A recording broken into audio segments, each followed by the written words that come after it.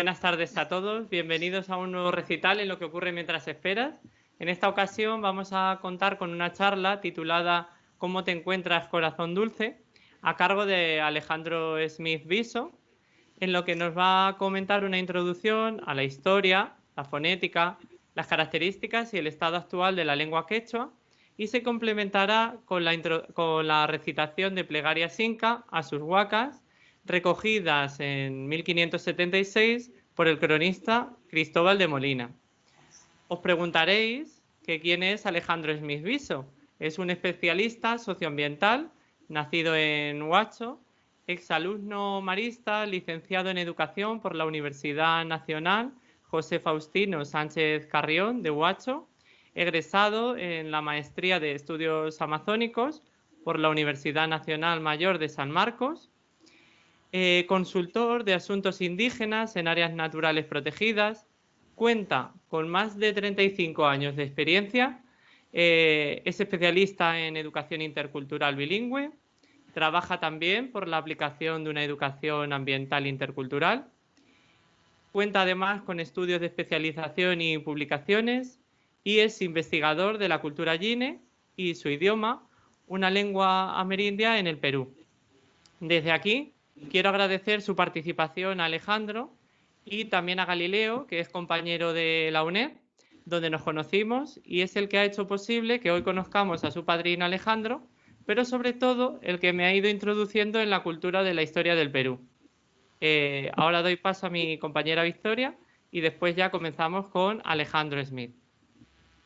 Buenas tardes, bienvenidos a todos. Sabéis que estáis en vuestra casa una vez más y poco tengo que decir. Doy paso a Alejandro, pero antes le agradezco mucho el gesto que ha tenido de poner a nuestro alcance conocer de primera mano la lengua quechua. Bienvenido y muchas gracias, Alejandro. Todo tuyo, cuando Bienvenida. quieras. Chicos, entonces que empiezo, ¿no? Ya como yo lo estoy viendo, porque todavía está cargando, como dije, todavía está cargando el tema, el temita del... Bueno, vamos, ¿no? Empezamos.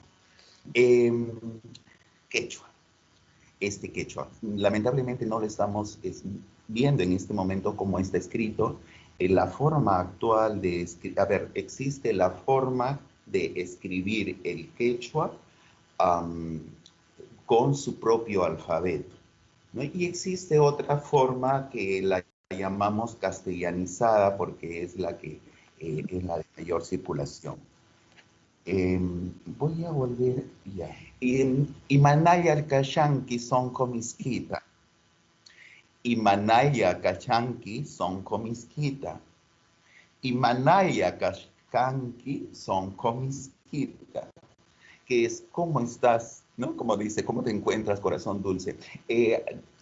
Los conocedores de la lengua quechua le atribuyen ciertamente un atributo de dulzura dentro de su idiosincrasia, por decirlo, ¿no?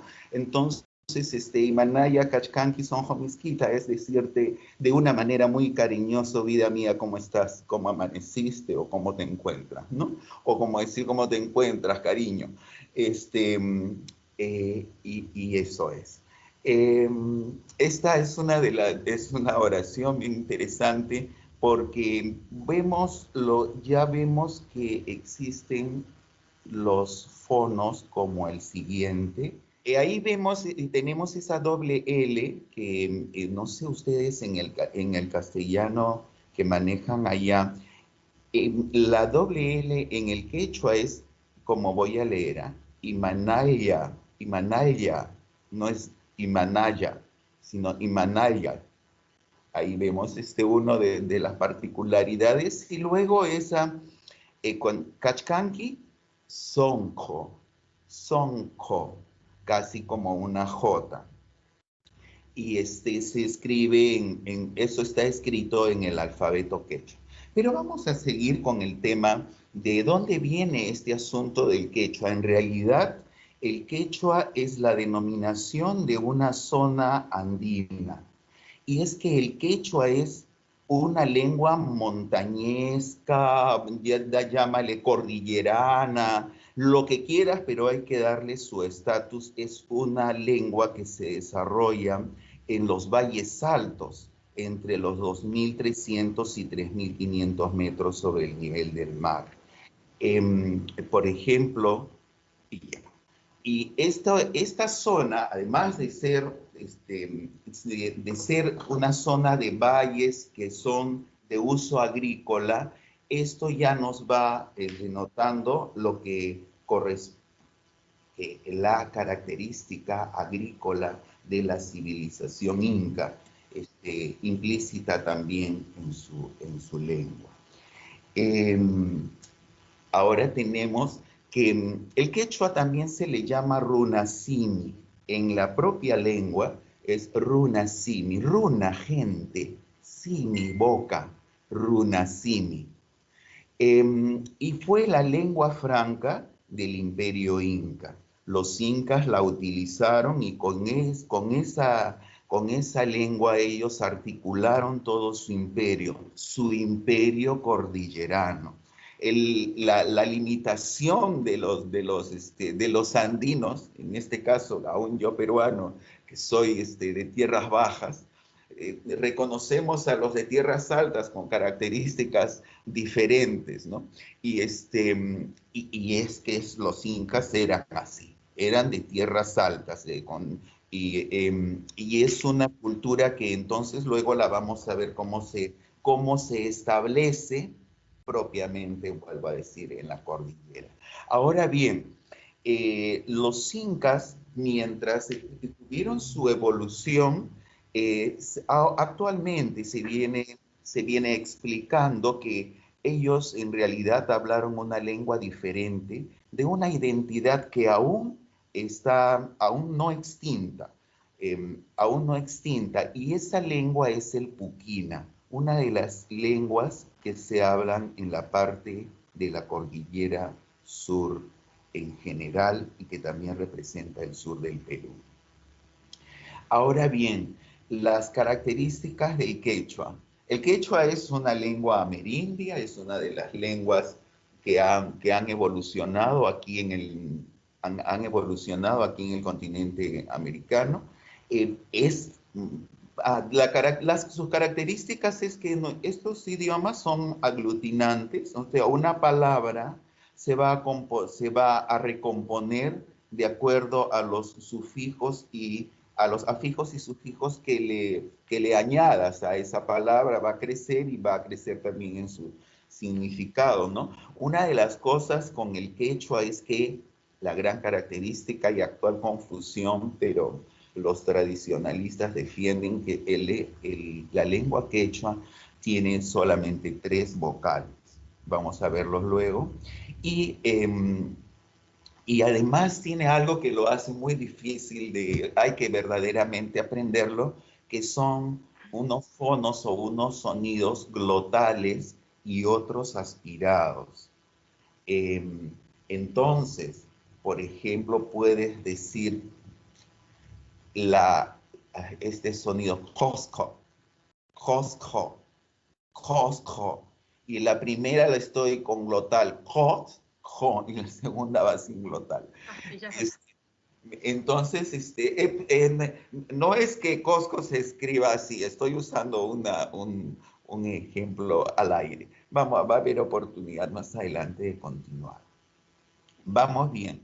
Les estaba diciendo que es las características de la lengua quechua. Ahora, interesante es ver dónde se origina en qué punto de la cordillera de los Andes se origina. Y esto es ¿cómo se llama? Es una teoría de unos lingüistas peruanos que hicieron, y justamente alguien que es un lingüista y antropólogo nacido también en mi tierra, acá en Huacho. Y él es Alfredo Torero, y es el quechuólogo investigador, ya fallecido, pero más más respetado. ¿Qué es lo que hace Alfredo Torero?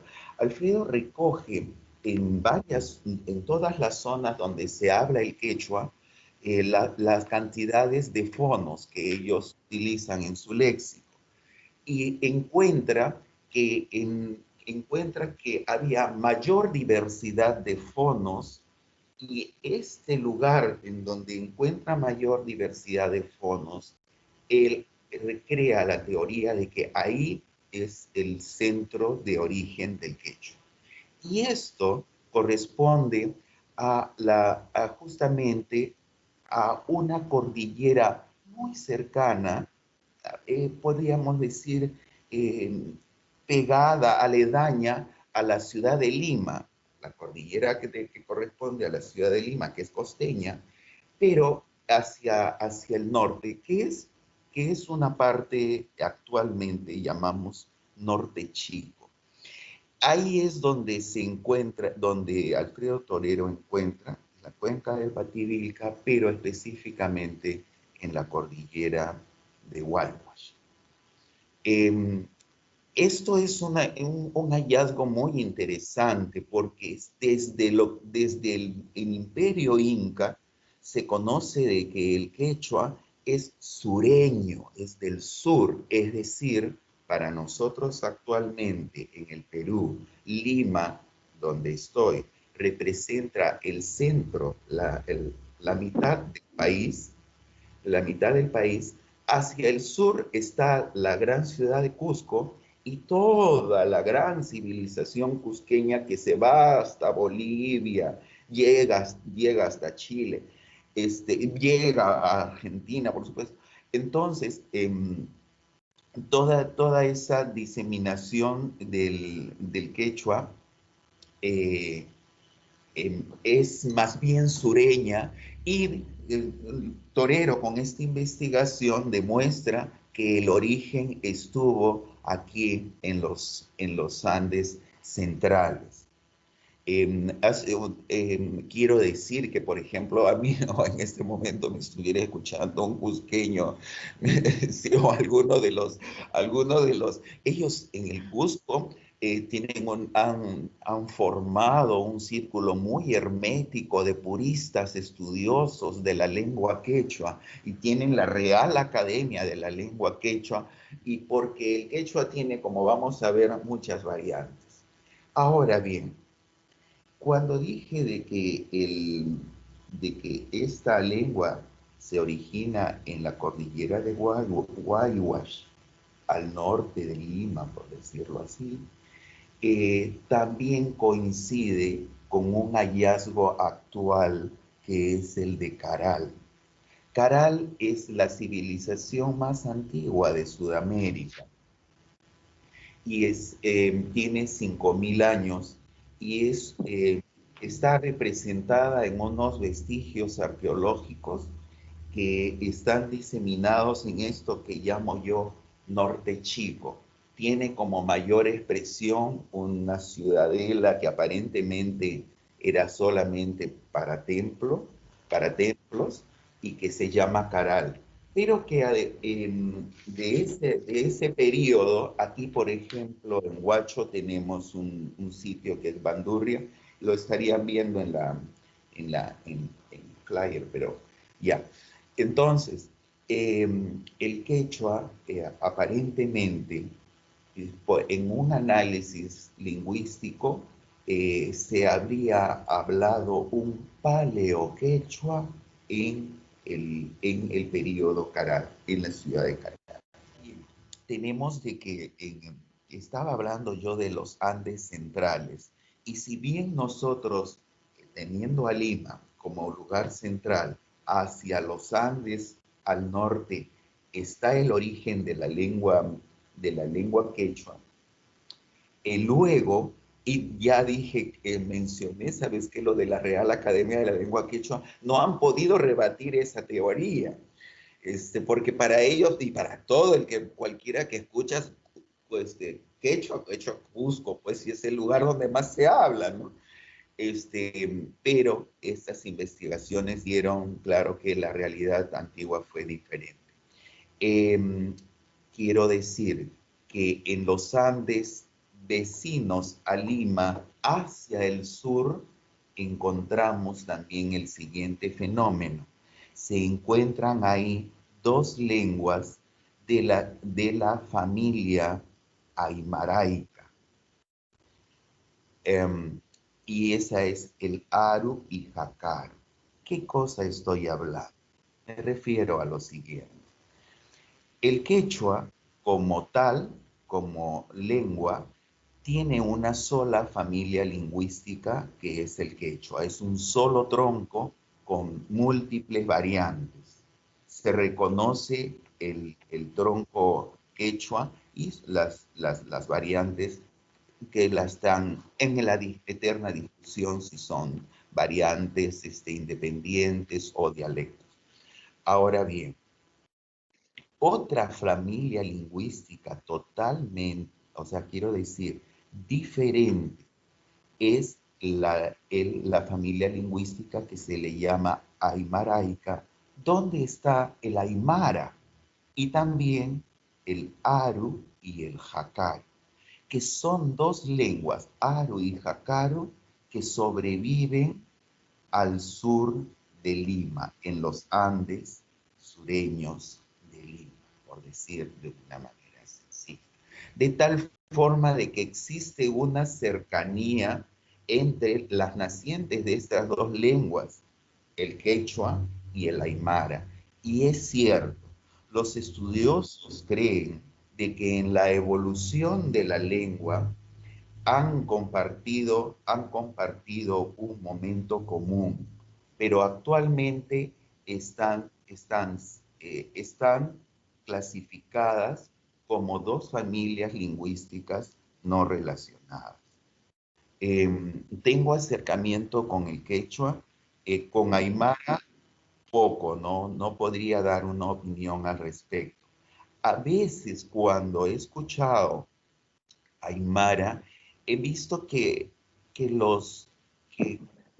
los fonos son similares, pero hasta ahí nomás llego. Los estudiosos dicen que son dos troncos diferentes. Hablar de dos troncos diferentes es como hablar de la lengua romance y hablar de las otras lenguas que son las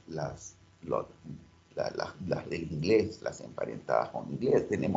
¿Me entienden? O sea, son dos lenguas totalmente diferenciadas. No es que tuviéramos el castellano y el latín, no lo reconocen así, ¿no?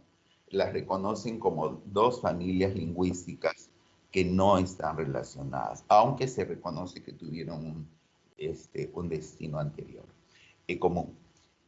Hay uno del 1750, hay un dato donde un cronista afirma, segura por lo que él quiso averiguarnos qué sucedió en ese momento, dicen de que al llegar a los españoles, siempre llamamos así, cuando llegaron los españoles al Perú, aquí se hablaban 700 lenguas diferentes.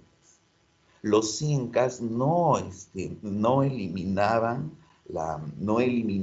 ni impedían que las parcialidades étnicas siguieran hablando las lenguas que tuvieran, pero sí imponían el uso del quechua. Era la lengua a través de la cual se tributaba, además, ¿no? Entonces,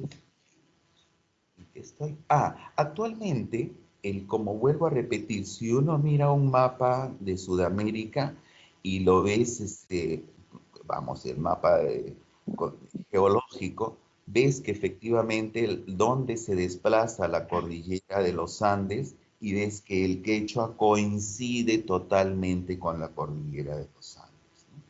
Y entonces el quechua está hasta en 7 países, pero además es la lengua más hablada de aquí de Sudamérica, de las lenguas amerindias. Luego viene, y para el quechua le dan 12 millones. Honestamente, he tomado yo he manejado que en años anteriores que teníamos 10 millones de hablantes de quechua. He encontrado esta información de que actualmente hay 12 millones, con eso representa la lengua, como digo, amerindia más hablada. Luego viene el guaraní con 10 millones, el aymara con 3 millones, náhuatl con 2 millones, las mayas, lengua maya, 6 millones. Entonces, definitivamente el quechua es una de nuestras lenguas, como digo, representativas. Se habla en Perú, Ecuador, Colombia, Bolivia, Argentina, Chile y Brasil, en 7 países. ¿Dónde se habla más intensamente? Como dije, hacia el sur. Cuando hablo hacia el sur, tendríamos como centro de irradiación entre Cusco y Bolivia, entre Cusco y La Paz, podríamos decir también. Es una zona quechua y de muchos hablantes quechua, pero también de zona de aymara. Es interesante, sí, en el sur conviven las dos lenguas. Quiero decir de que cuando se dio la época de la colonia, los misioneros querían quechuizar, o sea, no, como encontraban tantas lenguas y encontraron de que el quechua efectivamente era tan importante en el medio, dijeron, vamos nosotros a aprender el quechua y así damos una educación para todos, porque se les hacía el problema de atender la múltiple diversidad de lenguas que coexistían. Eso es un dato interesante de que ahí todavía está. Bueno, ¿qué tenemos? Si tuviéramos un mapa, podríamos ver lo que he estado conversando, de que tenemos variantes del quechua. Por ejemplo, hay el grupo llamado 1, que es el quechua que se habla en la zona de la zona central. Ahí vamos a encontrar que tenemos hasta 14 variedades de quechua, ¿no? Y, por ejemplo, en un grupo particular que traen a las partes sureñas están 4 variedades de quechua. Y así por el estilo, ¿no? Y cada variedad con su nombre, ¿no? El quechua ayacuchano, quechua chanca, quechua huanca, cañari, el quichua, y tenemos... quiero hacer aquí como digo, hay muchas variantes. Una sola es el tronco lingüístico. Y aquí tenemos que, curiosamente, la evolución del quechua, me refería a cómo Alfredo Torero clasifica y define el centro de origen, pero además define justamente por ese tipo de investigación, todo grabando, ¿no? Grabando todo a lo largo de donde se hablaba el quechua, y él define de que el quechua nace en esta zona central de Perú y se va extendiendo hacia el sur y hacia el norte. Se hacen 2 ramas. Y una va hacia el norte, que es la que va de Perú, sigue la cordillera, hacia Ecuador, Colombia. Ahí hay una evolución muy particular de ese quechua, que después fue retomado con el dominio del imperio, pero que fue previo, que tuvo una llegada previa a esa zona norte. Entonces el quechua, como digo, se va hacia la parte norte y hacia la parte sur, pero se fortalece mucho en la parte sur. Y él coincide perfectamente con los Andes, ¿no? Es una población que responde culturalmente a ese ambiente de altura, a ese ambiente para nosotros, como vuelvo a decir, los que somos de tierras bajas, es de frío. Y curiosamente, aparece en la zona del norte de Perú, la zona cercana a Ecuador, Colombia, ahí aparecen el quechua amazónico, es decir, una variante del quechua que se habla en la Amazonía y que resulta bien interesante porque justamente tiene esa particularidad de no responder al ambiente altoandino, sino más bien a Amazonas. En el Perú tenemos actualmente 48 lenguas originarias. De las 700 que tuvimos hace 500 años, ahora hay 48. En la Amazonía son 44 las lenguas y acá en las andinas son las 4, ¿no? Estas es Aru, Jacaru, Aymara y Quechua. Estas son las andinas. Ahora, tenemos de que el quechua es una lengua que no alcanzó a tener una escritura tal como se la ha venido analizando en otras culturas. Sin embargo, claro es de que por la evolución, dada la gestión la gestión que hacían de sus recursos y del territorio, manejaban instrumentos de gestión y esos instrumentos ya estaban cercanos a lo que es una grafía. Eh, eh, una grafía hasta quechua, una lengua ágrafe, pero como digo, utilizaban muy bien sus recursos y tuvieron instrumentos de gestión. Uno es la yupana, no me pregunten cómo, pero actualmente es un instrumento para sacar cuentas. Es como ven en un tablerito como si fuera de dominó. Actualmente en los programas de educación bilingüe tratan de introducir el uso de esta yupana, hay otra que le llaman taptana, como digo, ¿no? Instrumentos de administración. ¿Cómo funcionan? Malos para los números yo, así que ni miro por ahí. Entonces, luego vienen los quipus. Los quipus es este sistema de hilos, de cuerdas anudadas, coloridas, en las cuales se registraba mucho la cosecha anual o temporal. Se cree de uso agrícola, pero en la actualidad se han encontrado quipus como que incluso parece ser histórico, porque tiene a personajes ahí amarrados, ¿no? Entonces, quienes leían, estos quipus eran leídos por gente especializada, eran los quipu camayo. El camayo era el funcionario que administraba. Entonces, había un administrador de la sal, por ejemplo. Ese era el cachi camayo, el administrador. Y el quipu era el quipu camayo, el lector, o sea, el lector de estos,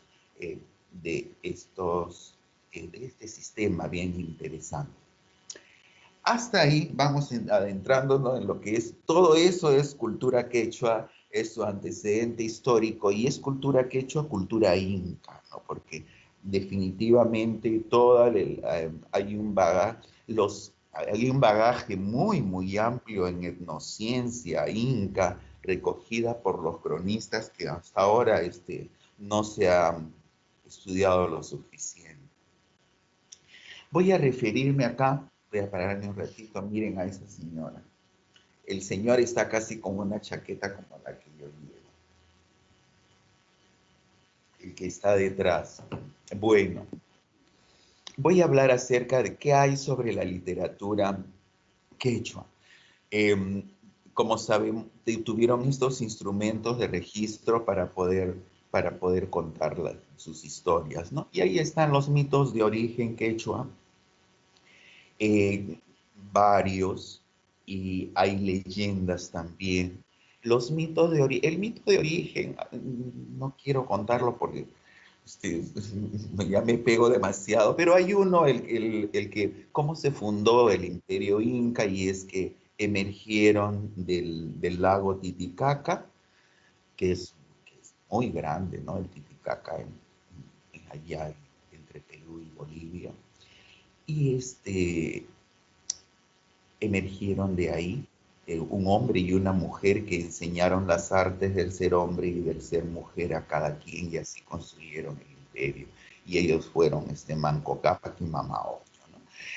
Pero hay otros mitos de origen, y hay una leyenda interesante en la que dice que en realidad Manco Cápac era hijo de una mujer pactada con divinidades que no eran, era una mujer de mucho poder espiritual, como una gran bruja, una gran hechicera, mencionan los cronistas, cuando hablan sobre la leyenda del origen. O sea, como digo, hay varias leyendas, y por supuesto de que hasta ahora se cuentan, eh, están vigentes. Hay algo interesante que yo creo que en la cultura quechua es muy destacado, y es que son alegres entre ellos y siempre están haciendo bromas, como teatralizando, ¿no? Y por eso vale la pena mencionar el teatro, y en eso hay solamente una o dos obras que recuerdo que se han recogido y que se atribuyen a esta época inca. Una es un drama amoroso de Ollanta, un valeroso militar inca, y por enamorado de la princesa que no pudo lograr. Este, es Ollanta. Entonces, se hizo una obra de teatro, y al parecer recogía este tiempo. Y luego están todos los hechos que recogieron los cronistas, tanto cronistas que nacieron aquí como los cronistas españoles, ¿no? Cosas muy interesantes, como ahorita eh, se me ocurre comentar, por ejemplo, cómo se quedaron. Hay una mujer que es la primera mujer española que viene, la primera mujer española casada que viene en la expedición de Pizarro cuando llega a Perú. Ella es Inés Muñoz. Inés, ella también registra algunas cosas interesantes, y sobre todo de las mujeres, ¿no? Y ahí empieza a decir que las mujeres estaban, por ejemplo, y de ahí viene lo interesante, es que cada parcialidad, cada grupo cultural vestía de una manera muy diferente a la que vestían los otros, totalmente diferente. Inés de Muñoz nos cuenta una anécdota muy interesante del Inca Atahualpa, por cuando llega Francisco Pizarro y, le hacen un arresto domiciliario, y ahora a Atahualpa. Entonces, Atahualpa sigue viviendo nada más que sin salir de su casa, pero con toda su corte, y también con ellos, viviendo con ellos. Y una vez en el momento de la cena, que no sé qué, en fin, en el momento de la cena le cayó al Inca, de lo que come algo, le cayó una cosilla de estas, en una de estas ropas como las que tengo yo, porque dicen que en realidad lo que más valía para los incas eran justamente los tejidos. ¿Cómo se llama? Ese era el lujo, ese era el arte, eso era el sumo de la suma expresión artística de los incas, los tejidos. Y que justamente le cayó al Inca alguna cosilla de la comida, y que el Inca se paró y con gesto adusto se fue a cambiar por eso, y se puso otras ropas de lujo, y volvió a comer. Cosas como esas. Ahora, la música. que justamente es donde qué es lo que va quedando en la literatura oral, ¿no? Los mitos, las narraciones, la música que es casi un acercamiento a lo que es poema, ¿no?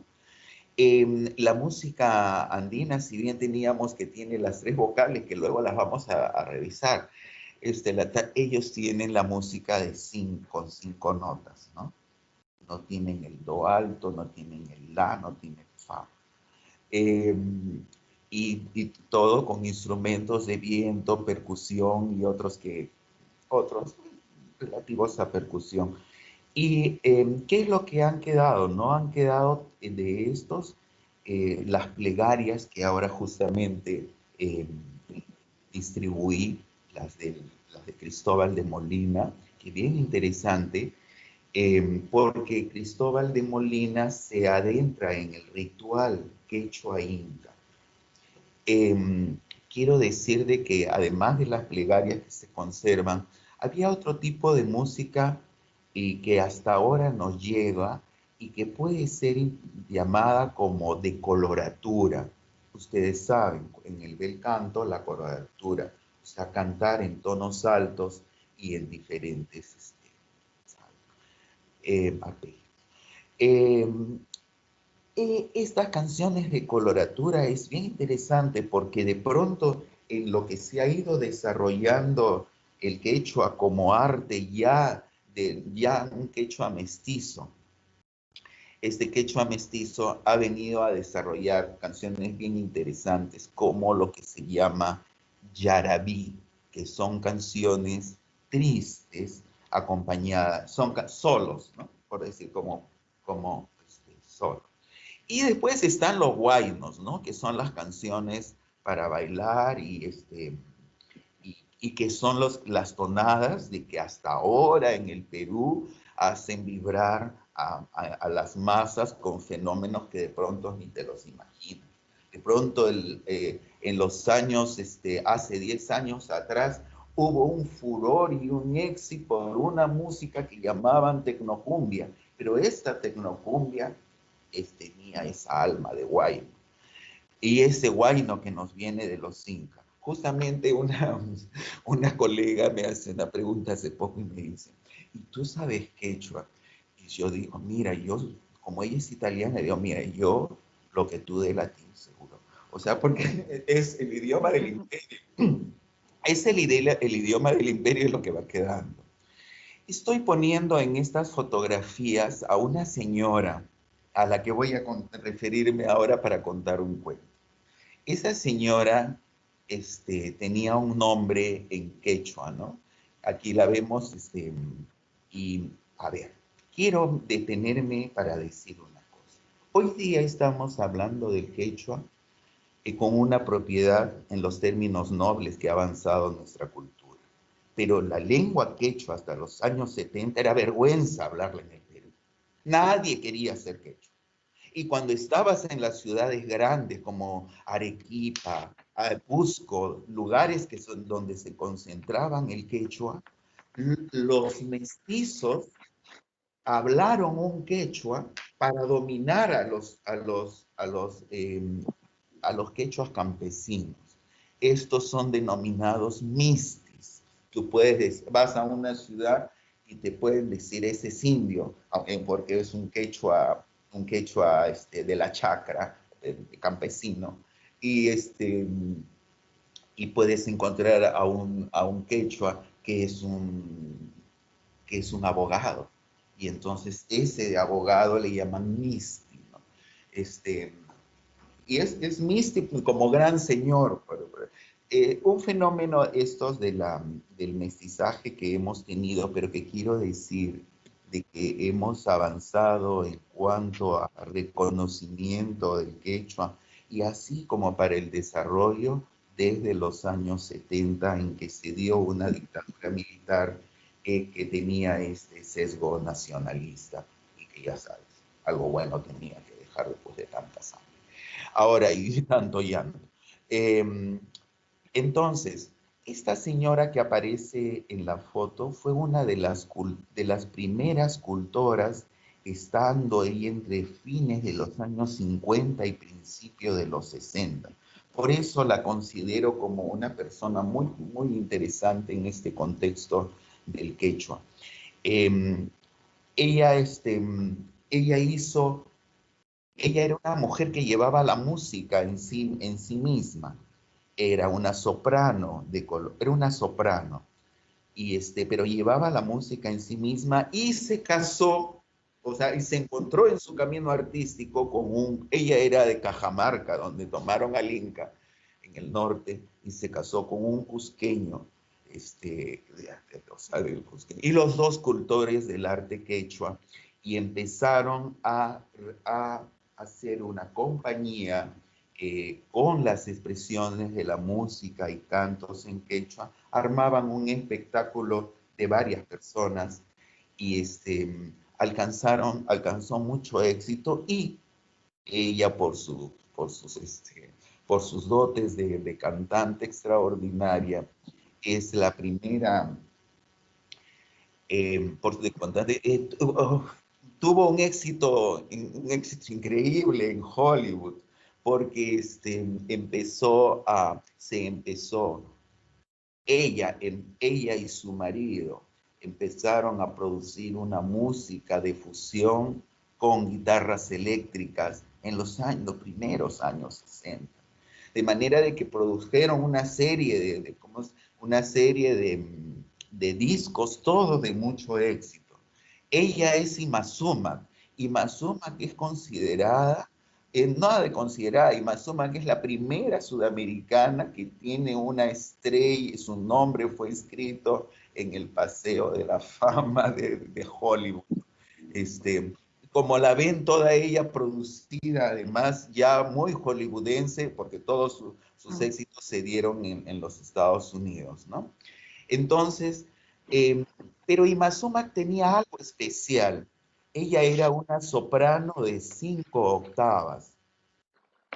Es decir, que ustedes saben que en esa escala de 8 ella llegaba a 5, y eso es extraordinario. Algunos casos solamente los tienen. Aquí hay para ver aquí quiero tener el primer acercamiento con el quechua. Ima Sumac, Ima parece que es belleza. Sumac, que en el quechua, bien quechua es bien Sumac. Ima Sumac es la de suprema belleza, emperatriz, ella era emperatriz Chávarri del Castillo. Esta señora se declaró descendiente del Inca Atahualpa. ¿Y cómo es que ella se declara? Y ella fue nacida en Cajamarca. Ahora voy a contar la historia. Cuando llegó Francisco Pizarro, el Inca Atahualpa estaba en Cajamarca, todos lo sabemos, con su corte. En la corte del Inca estaban sus hermanas, las ñustas, princesas. Estas ñustas todas no eran hijas de padre y madre, eran hijas engendradas por el Inca padre, que en este caso fue Huayna Cápac. Y los incas no tenían hijos en cualquiera, ni nada que porque la quiero y me voy a desgarrar el corazón, no. Ellos se casaban ellos tenían hijos haciendo una selección natural. Solo a las mujeres que tenían dotes importantes les hacían hijos, por decir una cosa así. Pero esas mujeres, como vamos a ver, eran preseleccionadas desde niñas, ¿no? Y las mujeres que eran seleccionadas para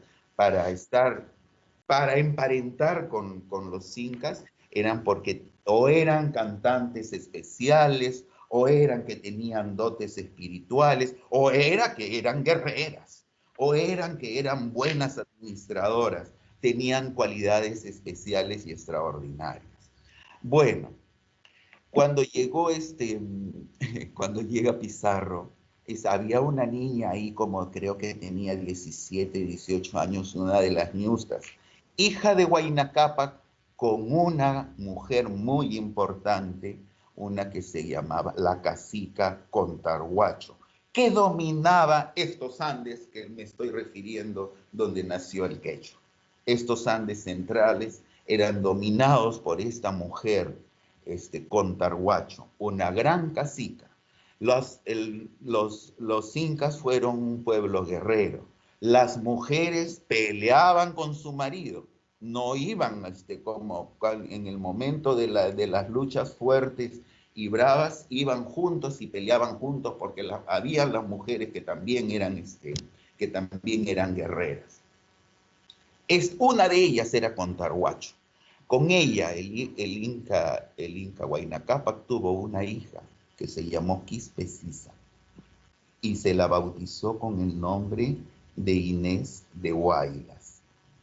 Inés de Huaylas se casó en rito quechua, inca, con Francisco Pizarro, y siendo ella una jovencita de los años que dije, y él como de 57. El solterón a los 50 y tantos no había tenido mujer ni hijos. Con ella tuvo sus 2 hijos, con Inés de Huaylas. Y con Inés de Huaylas tuvo a Francisca Pizarro, la primera mestiza que se instala en España, ya ustedes, y que no hay toda una historia con Francisca Pizarro, justamente la hija de Inés de Huaylas. Huaylas, la madre de Ima Sumac, era del callejón de Huaylas, o sea, era de los Andes del centro, y fue por eso de que Ima Sumac pidió ser declarada por esa línea, por Contarhuacho, por Inés de Huaylas, esta filiación que ha sido muy singular. Quiero escuchar ahora cómo voy a hacer. Quiero que escuchen a Ima Sumac, que introduce su canto en castellano, y luego lo van a escuchar en quechua, que quiero, o sea, cada vez que escucho ese quechua me mueve. Entonces, te pasaste. ¡Qué bien!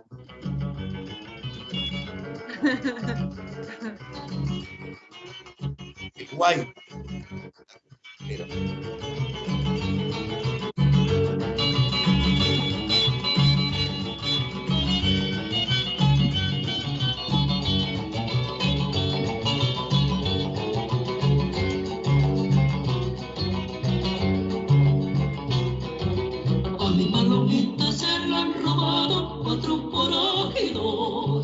A ver si puedo rescatarla con 4 jilgueros. A ver si puedo rescatarla con 4 jilgueros. A mi palomita se la han robado 4 forajeros. A ver si puedo rescatarla con 4 jilgueros. A ver si puedo rescatarla con 4 jilgueros. Fuerza sí y fuerza no, quisiera y agua infinita. Para fuerza basto yo, nakay kanastitay. Chay pichamus katakolyana kurha kuchina kampatita hamra china kuch. Sumpaya pamucho tipiwi kapasya ketal pispireta. Chay pichamus katakolyana kurha kuchina kampatita hamra china kuch. Sumpaya pamucho tipiwi kapasya ketal pispireta.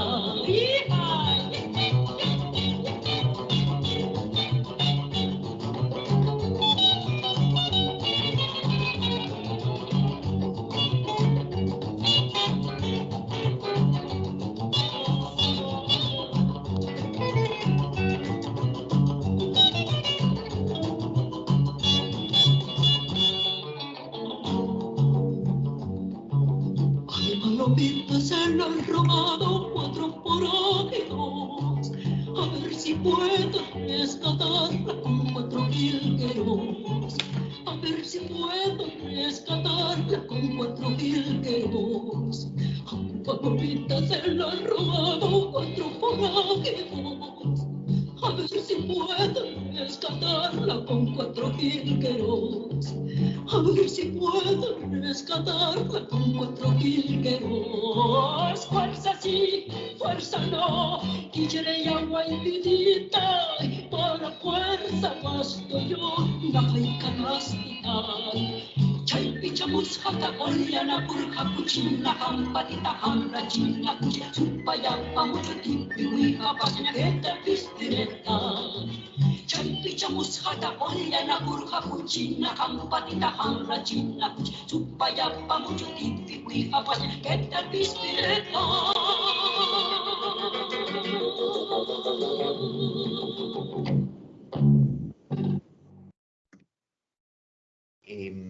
Bueno, a ver, vamos viendo, a ver, voy a acabar esta primera parte. Bueno, entonces, quiero aquí una cosa bien interesante compartirles. Ya tuvimos un acercamiento con la fonética de cómo suena el quechua. Tenemos nuevamente que este mundo quechua está relacionado a los tejidos, y en el tejido encontraron también una forma de manifestar, como decir, de escribir.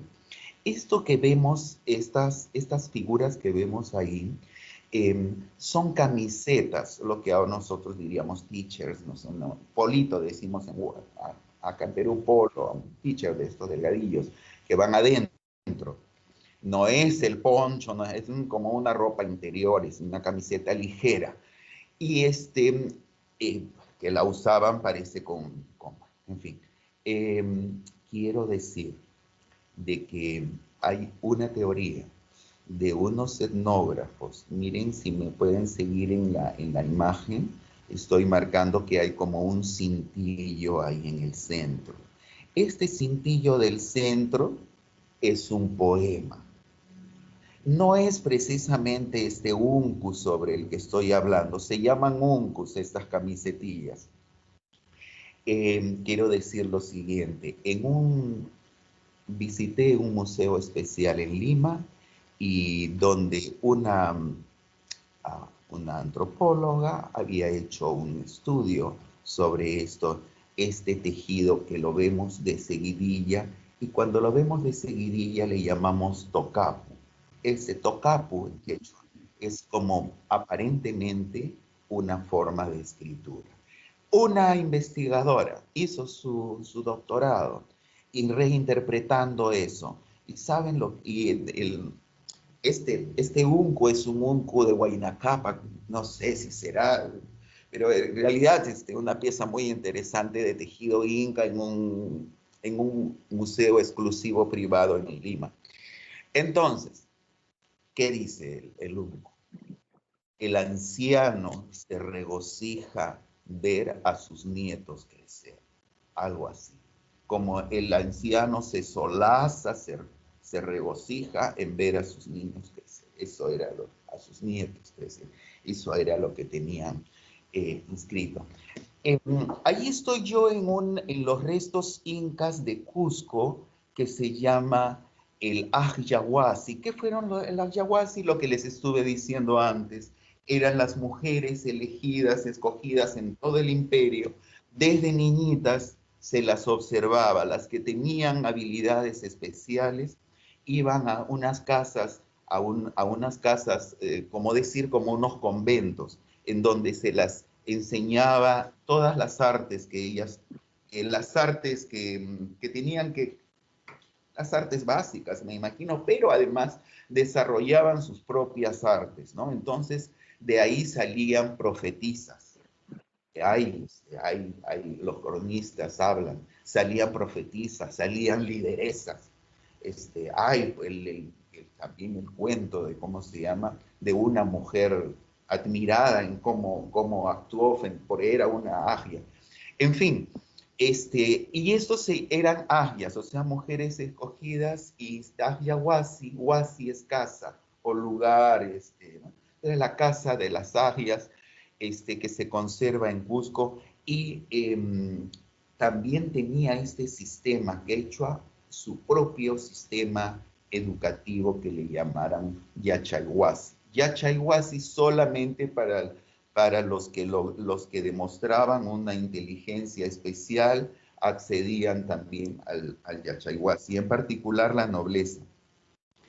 Esta nobleza, como digo, esta nobleza que residía en el Cusco, que fueron los descendientes de un pueblo muy guerrero, porque estos, por ejemplo, en esta zona en esta zona costera, nosotros tenemos la civilización anterior, la civilización sobre la que hablo de Caral, y fueron civilizaciones que no se les ha encontrado armamentos, no eran guerreros.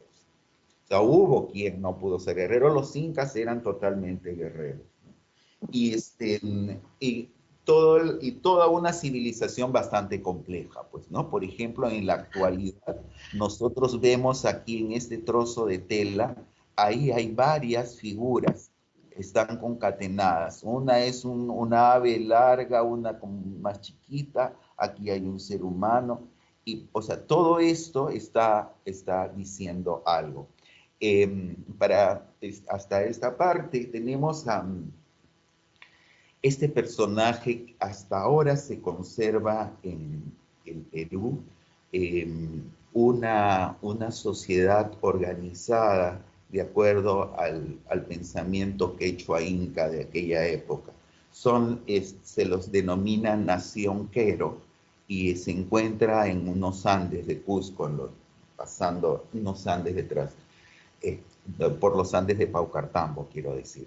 Y aquí hay un señor, Rolando Paucar, que actualmente es un líder religioso y él conversa acerca de la espiritualidad inca, da charlas, hay un movimiento, tú sabes, así, esos movimientos que aparecen por ahí de que vive el gurú, igualito también lo invitan a Rolando. También, dicho sea de paso, tengo un maestro ayahuasquero que también sucede lo mismo.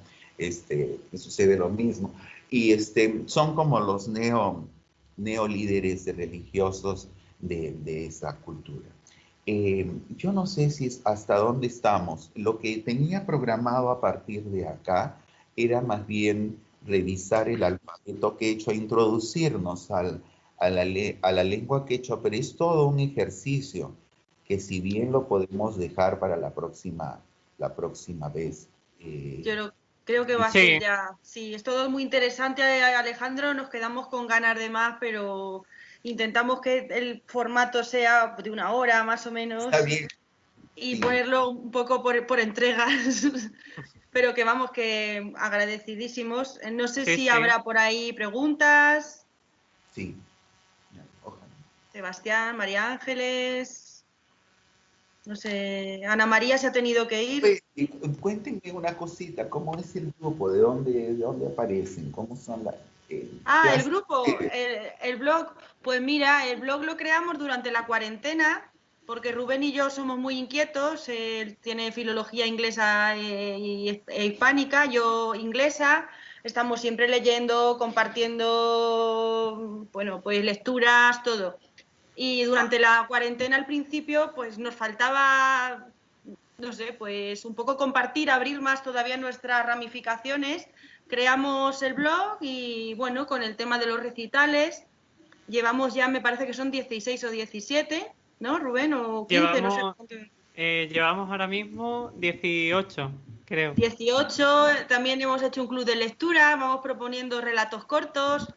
Sí. Ponemos fecha y lo vamos luego comentando entre todos y la verdad es que poco a poco vamos ganando personas con las que compartir y es muy gratificante. Y por eso se llama Lo que ocurre mientras esperas. ¿Y están de varios sitios de España o en un sitio en particular? Rubén y yo estamos en La Mancha. Ya. Nosotros estamos en Castilla-La Mancha, sí. Ya. Y luego tenemos, bueno, sobre todo hay una chica que se llama Yolanda, que hoy no se podía conectar porque está ella en el País Vasco. Ya. Sí, los demás más o menos de la zona. Pizarro estaba ¿de dónde era Pizarro? No, Pizarro es de Extremadura, ¿no? Sí, de Extremadura, me parece. Perdón, de Trujillo. Sí, Trujillo de Extremadura, claro. Nosotros tenemos una ciudad importante como Trujillo. Tal. ¿Algún comentario? Pásenme alguna cosilla para conversar. Yo sí, si nos vamos a despedir en un momento tengo otra grabación especial para que escuchen ese quechua y después lo vean, porque no, es que no hemos tenido, pero en fin, está escrito ahí. Nada, que me parece que para acabar podríamos acabar con otro video que les va a gustar mucho. ¿No? Pues Alejandro, si te parece, si le pasas el enlace a Rubén, igual luego hace el montaje. Ya sí, de una vez. Sí. ¿Alguna preguntilla si es que hubiera para ya ir No sé. Bueno, yo soy Ana María, no quiero pues... preguntar nada. Sí, me fui, pero volví, es que se me desconectó. Vale, perfecto. Bueno, no quiero preguntar nada, pero sí que quiero, antes de cortar, aprovechar para agradecer tanto a Rubén y a Victoria, organizadores, y a Alejandro Smith, la maravillosa ponencia. Me interesa muchísimo la antropología lingüística, precisamente, y me está resultando muy interesante, así que si hay una segunda parte, contad conmigo. Ah, bacán, qué gusto. Por supuesto. Conmigo también. Así que muy bien, enhorabuena. Sí, sí, la segunda parte ya formularemos algunas preguntas cuando terminemos, sí. prácticamente, porque nos hemos quedado a medias. Sí, claro. No, pero muy interesante, muy interesante. Sí, vamos a ver, es una historia, vamos a ver, de muchos años. Sí, hay mucha tradición y bueno, por ejemplo, el tema de las variedades del quechua, pues bueno, yo es que tengo un papel lleno de anotaciones que no sabía, pero más que nada son comentarios, no son preguntas como tal, pero me gusta mucho saber que el quechua tiene más variantes. Pensaba que era una única, el tronco, pero no sabía que tenía, bueno, pues muy interesante todo y si es posible, dime. Sí, entre otras, la lengua quechua era solamente oral, ¿no? Sí, pues como digo, solamente este tipo de lectura aún en investigación, ¿no?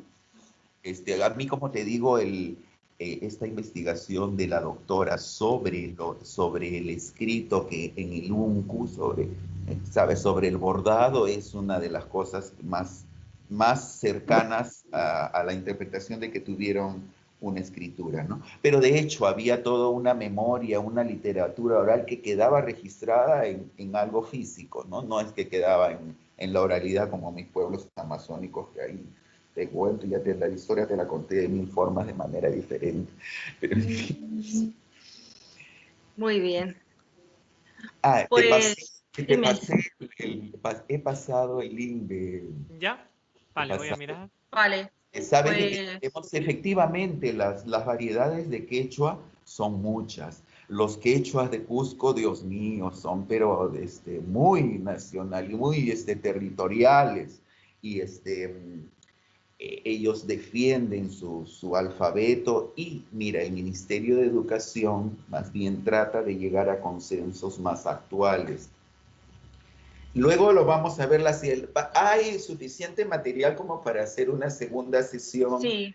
Y yo les pediría que, Rubén, yo pediría de que aquellas fórmulas de las plegarias pudiéramos tratar de recitarlas como un ejercicio fonético de leerlos, porque está en lectura de castellano, o sea, se lee como se escribe. Vale. Sobre la parte de quechua. Sería un ejercicio. Sí, pero dale. Quechua. Vale.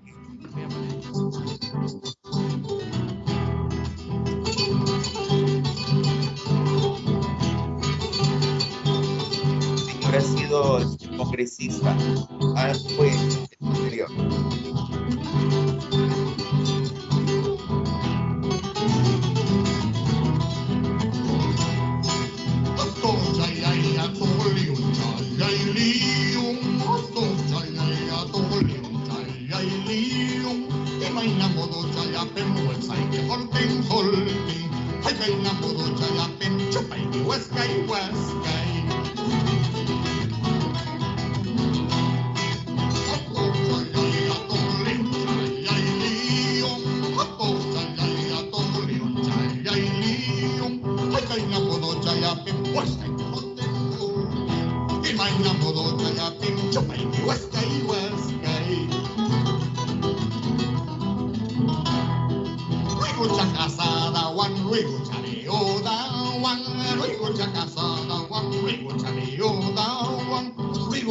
paikipas, wakray yan ya. Kuyo chasikikipas, waskay yan ya. Condor, condor, manakuyana, condor. Condor, condor, manakuyana, condor. Brazo kachakas paikichum, arsubis kunyam kanining. Brazo kachakas paikichum, ubis pabunyam kanining. Akakluy, manakuyana, akakluy. Akakluy, manakuyana, akakluy.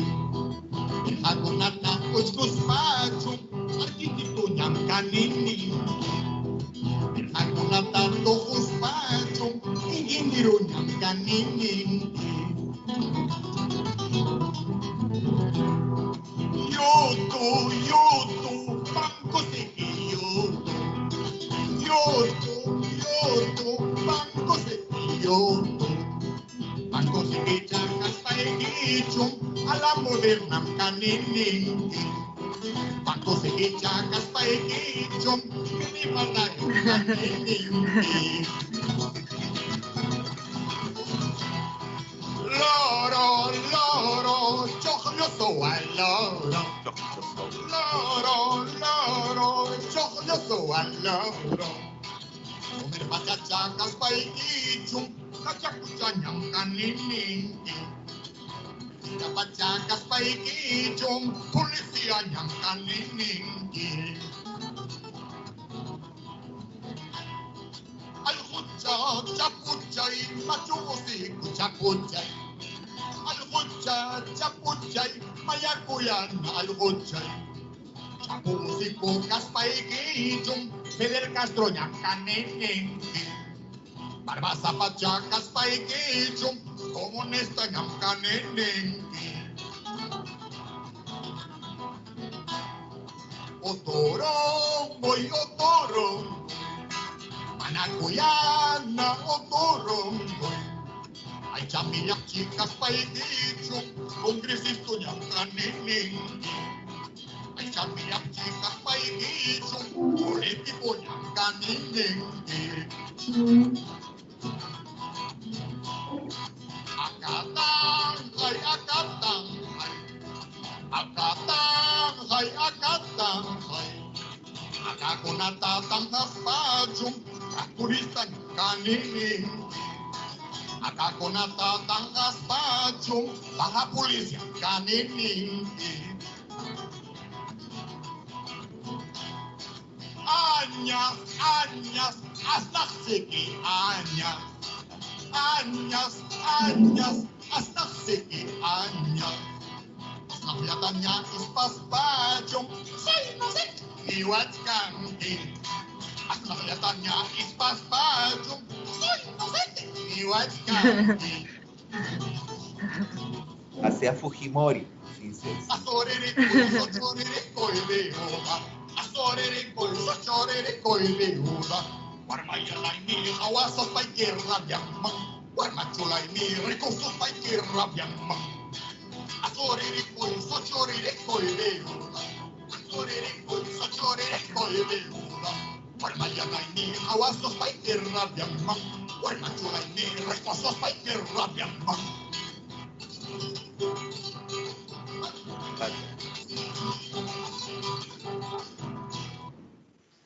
Bueno, un buen broche para cerrar la sesión. Sí, Muchísimas gracias, Alejandro, pero muchísimas, de verdad, hemos disfrutado muchísimo. La verdad que sí, muchísimas gracias, Alejandro. ¿Sabes qué estaba diciendo un ratito él? Él decía, añas, asnasiki, añas. Y luego le hace una broma a Fujimori que cuando lo acusaron, él decía, soy inocente. Ya saben del dictador, ¿no? Ya, entonces, él dice añas es este animalillo de la cola que orina y apesta mucho, ¿cómo se llama? La mofeta. Que luego sacan de su orine para hacer el fijador de los perfumes, ¿verdad? Eso ya no lo sé. Sí, Zorrillo, le dicen zorrillo, Sí, zorrillo, sí, ya, que sí. orina, ya. Entonces, añas, añas, ¿no? Añas, y luego dice asna, psiqui, añas. Asna es apestoso, asna, psiqui, poto, culo.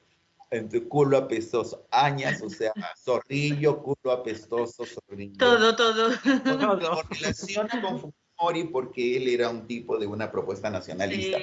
Sí, sí. Ya, Sofi.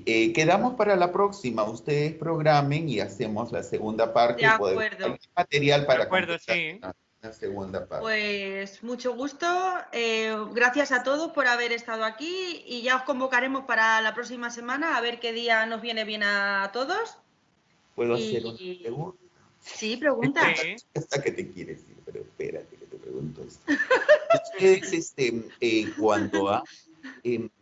porque habíamos sugerido de otras reuniones, como por ejemplo una en la que yo podría referirme a los clásicos poetas peruanos. No conozco la poesía actual, sé muy poco, casi nada de la poesía actual, que es muy interesante y es buena.